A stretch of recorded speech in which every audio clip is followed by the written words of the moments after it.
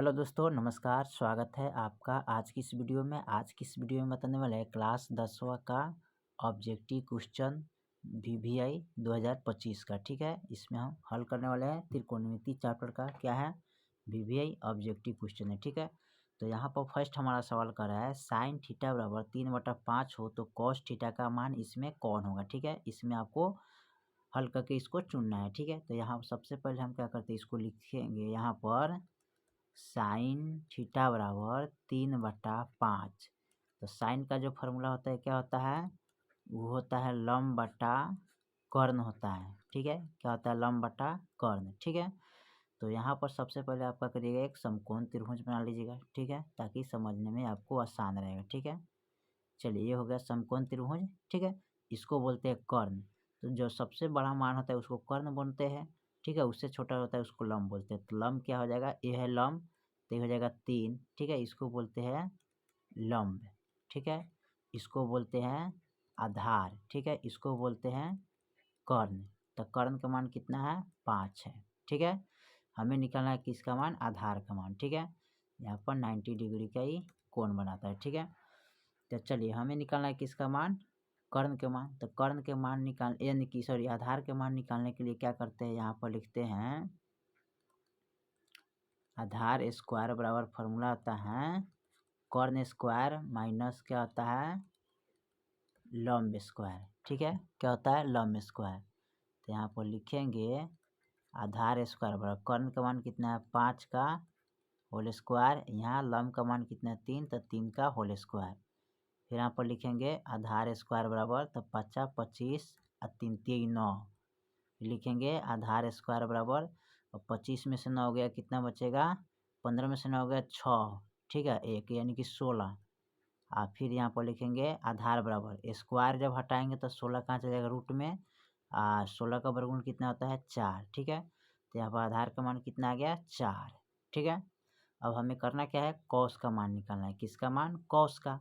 तो यहाँ पर लिखेंगे कॉस थीटा बराबर, तो कॉस का फॉर्मूला क्या होता है, आधार बटा कर्ण। ठीक है, तो यहाँ पर लिखेंगे कॉस थीटा बराबर आधार का मान क्या है, 4। तो यहाँ पर लिखेंगे 4, कर्ण का मान कितना है, 5। तो यहाँ पर आ गया 4/5, यानी कि ऑप्शन क्या हो जाएगा, 4/5 कौन होगा, ऑप्शन ए वाला होगा। ठीक है, 4/5 ये आपका ऑप्शन हो जाएगा। ठीक है, चलिए अगला सवाल को देखते हैं। अगला सवाल हमारा क्या कह रहा है, दूसरा सवाल कर रहा है 9 sec square theta minus 9 tan square theta बराबर क्या होता है। ठीक है, तो चलिए इसको हम हल करते हैं। तो यहाँ पर लिखेंगे 9 sec square theta minus 9 tan square theta बराबर हुआ। तो 9 इधर भी है इधर भी है, तो 9 को क्या करते हैं, कोमा ले लेते हैं। ठीक है, गुने सेक स्क्वायर यहाँ पर लिखेंगे, चूँकि sec square theta minus tan square theta बराबर क्या होता है, 1। यहाँ पर लिखिएगा 9 गुने, इसका मान पूरा कितना था, 1। तो 1 से इसमें गुना करेंगे तो 9 एकम 9 हो जाएगा। तो यानी कि ऑप्शन क्या हो जाएगा, बी वाला आपका ऑप्शन हो जाएगा। ठीक है, चलिए अगला सवाल देखते हैं। अगला सवाल हमारा कर रहा है 2 साइन 38 डिग्री बटे कॉस 52 डिग्री का मान क्या होगा। ठीक है, तो चलिए इसको हल करते हैं। तो यहाँ पर लिखेंगे 2। ठीक है, अब यहाँ देखिए इसको चेंज करना है ना, इसको चेंज करना पड़ता है। तो यहाँ पर लिखते हैं, रुकिए 1 मिनट, इसको अच्छा से हल कर लेते हैं ताकि आपको समझ में आ जाए। ठीक है, यहाँ पर इसको मिटा लेते हैं। हमें करना क्या है, यहाँ पर लिखेंगे 2 साइन, ठीक है, 90 डिग्री माइनस, ठीक है, कितना है, 38 डिग्री। तो लिखेंगे 38 डिग्री बराबर साइन किसके बराबर आता है, तो कॉस थीटा के बराबर आता है। ठीक है, किसके बराबर आता है, कॉस थीटा के बराबर आता है ना। यहाँ पर चूँकि साइन 90 डिग्री माइनस थीटा बराबर क्या होता है, कॉस थीटा होता है ना, तो उसी पर हम बैठा है। तो यहाँ पर कितना है, कॉस 52 डिग्री आप लिखिएगा। ठीक है, कॉस कितना लिखेंगे, 52 डिग्री। ठीक है, तो यहाँ पर लिखेंगे 2 साइन जो है ना हमारा कहाँ चल जाएगा, कॉस में। ठीक है, तो साइन चला जाएगा कॉस। ठीक है, 90 में से 38 गया तो यहाँ पर बचेगा 52 डिग्री। यहाँ पर कॉस कितना है, 52 डिग्री है। ठीक है, यहाँ पर कितना हमने लिखे हैं, 52 डिग्री लिखे, ठीक है। आपको मिटा के फिर से हम अब बता देते हैं, ठीक है। यहाँ पर कॉस कितना है 52 डिग्री, ठीक है। अब बटा में लिखेंगे कॉस 52 डिग्री। अब कॉस 52 से कॉस 52 एक मरतबे कट गया और 2 गुने 1 करेंगे तो कितना आएगा 2। तो ऑप्शन क्या हो जाएगा, ए वाला ऑप्शन हो जाएगा, ठीक है। चलिए अगले सवाल को हम देखते हैं। अगला सवाल हमारा कर रहा है यदि tan थीटा बराबर √3 हो तो थीटा का मान क्या होगा, ठीक है। तो यहाँ पर देखिए, यहाँ पर कह रहे हैं tan थीटा बराबर √3 क्या है 3, तो थीटा बराबर क्या मान होगा, ठीक है। तो यहाँ पर लिखेंगे tan, ठीक है, रूट यानी कि tan थीटा बराबर, ठीक है। तो यहाँ पर थीटा बराबर, अब देखिए tan का यानी कि, तो यहाँ पर लिखेंगे tan 60 डिग्री का मान क्या होता है √3 होता है। तो tan से tan कट गया तो थीटा का मान क्या हो जाएगा 60 डिग्री हो जाएगा। तो ऑप्शन कौन हो जाएगा, डी, यानी कि 60 डिग्री वाला, ठीक है। चलिए अगला सवाल को देखते हैं। अगला सवाल हमारा कर रहा है cos 60 डिग्री +1 और cos 60 डिग्री -1 का मान क्या होगा, ठीक है। तो देखिए cos 60 का जो मान होता है ना वो होता है 1/2 प्लस, यहाँ पर 1 है तो 1 देंगे, बटा में कुछ नहीं तो 1 दे देंगे, फिर बटा बनाएंगे। cos 60 का मान 1/2, ठीक है। यहाँ पर देंगे प्लस और बटा में कुछ नहीं, सॉरी माइनस है तो माइनस देना है। 1 मिनट रुकिए, यहाँ पर थोड़ा सा सवाल को हम, ठीक है। यहाँ पर cos 60 का मान यहाँ पर माइनस है तो हम माइनस दे देंगे, ठीक है।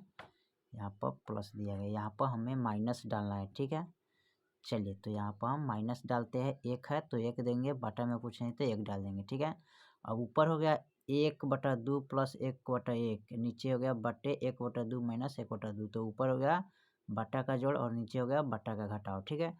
तो ऊपर का जब बटा का जोड़ करेंगे तो यहाँ पर 1 2 का गुणनखंड 2 होता है, 2 एकम 2 1 प्लस 1 के टेबल 2 तेजेंगे तो 2 और 2 एकम 2 जोड़ेंगे तो कितना आएगा 2 1 3, 3/2 हो जाएगा। इसको हम बनाएंगे तो 2 होगा, 2 एकम 2, एकम घटे 2 एकम 2 और 2 एकम 2 घटाएंगे तो -1/2 हो जाएगा, ठीक है। अभी बटा में है, मेन बटा दे दिए। अब देखिए यहाँ पर हो गया 3/2 और फिर बटा 1/2, तो इसको गुना में चेंज करेंगे, भागा में, तो 3/2 गुने ये 2 ऊपर चला जाएगा, -1 का नीचे आएगा। अब इसको गुना करेंगे तो 3 गुना क्या होगा 6 और माइनस के 2 एकम 2, तो माइनस कहाँ चला जाता है, ऊपर चला जाता है। अब इसको भाग करेंगे तो 2 तिहाई 6 यानी कि -3 आ जाएगा, ठीक है। तो -3 ऑप्शन क्या है, बी में दिया है, ठीक है। तो यही आपका ऑप्शन हो जाएगा, ठीक है। चलिए अगला सवाल को देखते हैं। अगला सवाल हमारा कर रहा है tan 60 डिग्री, तो tan 60 का मान कितना होता है जी। तो tan 60 का मान जो होता है यहाँ पर लिखते हैं, tan 60 डिग्री का मान होता है √3, ठीक है। क्या होता है √3, तो यही आपका आंसर हो जाएगा, ठीक है, ये वाला। चलिए अगला सवाल को देखते हैं। अगला सवाल कर रहा है sin 18 डिग्री बटा cos 72 डिग्री ना, तो यहाँ पर कोई या साइन को बदलो या cos को बदलो, ठीक है। तो लिखेंगे sin 90 डिग्री माइनस थीटा बराबर क्या होता है cos थीटा। तो यहाँ पर लिखेंगे sin 90 डिग्री माइनस 18 डिग्री बराबर में लिखेंगे cos थीटा यानी कि cos 72 डिग्री, ठीक है। यहाँ पर कितना लिखेंगे cos 72 डिग्री लिखेंगे, ठीक है। चलिए cos यहाँ पर हम लिख लेते हैं कितना 72 डिग्री, ठीक है। यहाँ पर डिग्री का चिन्ह दे देते हैं। चलिए अब यहाँ पर देखिए साइन किसके बराबर आता है, तो यहाँ पर साइन cos के बराबर आया है, तो लिखेंगे cos 90 में से 18 गया तो 72, अब बट्टे क्या हो जाएगा cos 72, काटेंगे तो क्या होगा 1 मरतबे कटेगा, तो ऑप्शन बी हो जाएगा, ठीक है, ये वाला ऑप्शन होगा, ठीक है। चलिए अगला सवाल देखते हैं। अगला सवाल हमारा क्या है tan a बराबर होता क्या है, ठीक है। तो यहाँ पर लिखते हैं चूँकि tan 90 डिग्री माइनस थीटा बराबर क्या होता है, tan हमारा चला जाता है, tan चला जाता है किस में, तो cot a बराबर, ठीक है। cot थीटा बराबर चाहे a बराबर लिख सकते, कोई दिक्कत नहीं। तो tan है तो tan a है तो किस में चला जाएगा cot में, तो यहाँ पर लिखेंगे क्या cot 90 डिग्री माइनस थीटा बराबर क्या होता है थीटा बराबर, ठीक है। देखिए आपका ऑप्शन ए वाला हो जाएगा, ठीक है। यहाँ पर मान दिया है, उससे कोई दिक्कत नहीं है। tan किसके बराबर आता है? cot के बराबर आता है। बाकी आपका नहीं होगा, ठीक है। cot के बराबर आता है, तो ये वाला ऑप्शन इस पर ये फार्मूला को रख के बना सकते हैं, ठीक है। चलिए अगला सवाल देखते हैं। अगला सवाल कर रहा है साइन ए बराबर 3/4, तो कॉस ए का मान क्या हुआ, ठीक है।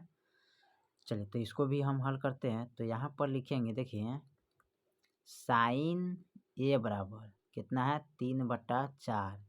तो साइन का जो फार्मूला होता है ना, वो होता है लंब बटा क्या होता है? कर्ण, ठीक है। तो यहाँ पर एक समकोण त्रिभुज बना लीजिएगा, ठीक है। अब ये हो गया 90 डिग्री, इसको बोलते हैं लंब, ठीक है। इसको बोलते हैं कर्ण, इसको बोलते हैं आधार। तो लंब हमारा कितना है? 3, कर्ण कितना है? 4। तो 4 लिखेंगे, 3 लिखेंगे, निकलना क्या है? आधार का मान। तो आधार का मान निकालने के लिए क्या करते हैं? लिखते हैं आधार स्क्वायर बराबर कर्ण स्क्वायर माइनस क्या लिखेंगे? लंब स्क्वायर, ठीक है। अब यहाँ पर लिखेंगे आधार स्क्वायर बराबर कर्ण का मान कितना है? 4।